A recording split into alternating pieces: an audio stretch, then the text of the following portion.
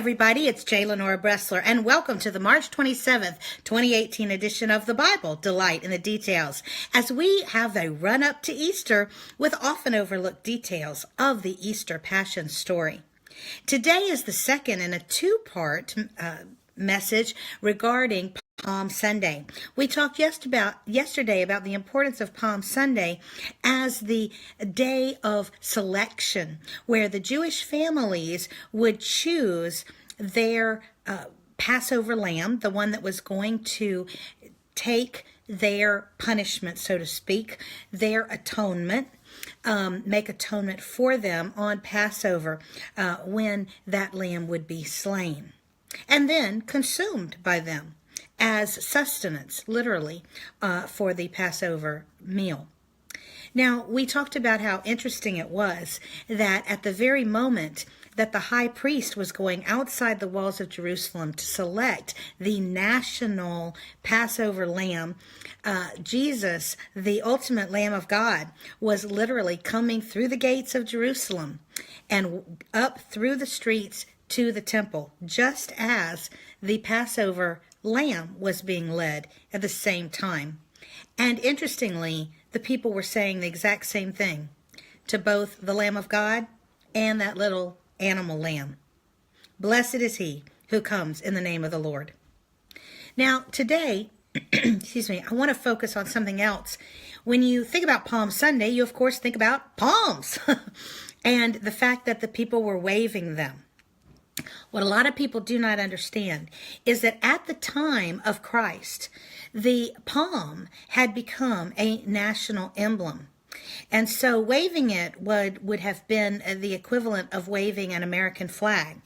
It had a political connotation as well as any kind of a religious one. And so you can imagine how the Roman officials felt when they saw all these palm branches waving during Passover season, a time when Jerusalem would be crammed with well over 1 million, if not more, people. And so it would have been a frightening thing, frankly, for the Romans. They would have definitely feared a political uprising, especially concerning because Jesus, we are told in the Gospels, entered Jerusalem on a donkey. And this was the way that the Jewish kings were to enter into their coronation. This began with King Solomon, the greatest, you may say, of all of the kings, certainly in terms of social status and money and global influence, King Solomon. And yet, in humility, he rode to his coronation on a donkey. Again, can you imagine the political undertones of Jesus coming into Jerusalem on a donkey with people waving palm branches? Where had they gotten the palm branches? The main road coming up because Jerusalem is on a Mount Moriah, literally, is from Jericho.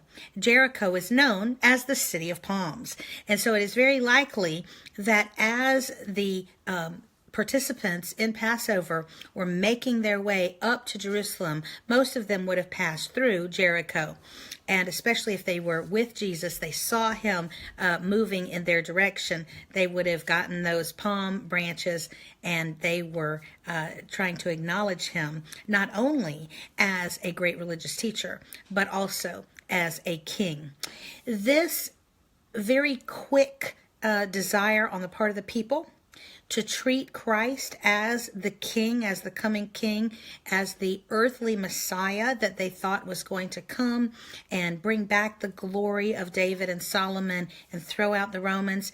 This is going to turn very quickly, as we know. We will talk about that when we talk about the trials of Jesus. But that is for another edition of the Bible, Delight in the Details. I hope you're having a wonderful and meaningful Holy Week. I'm J. Lenora Bressler. Visit me again on more The Bible, Delight in the Details.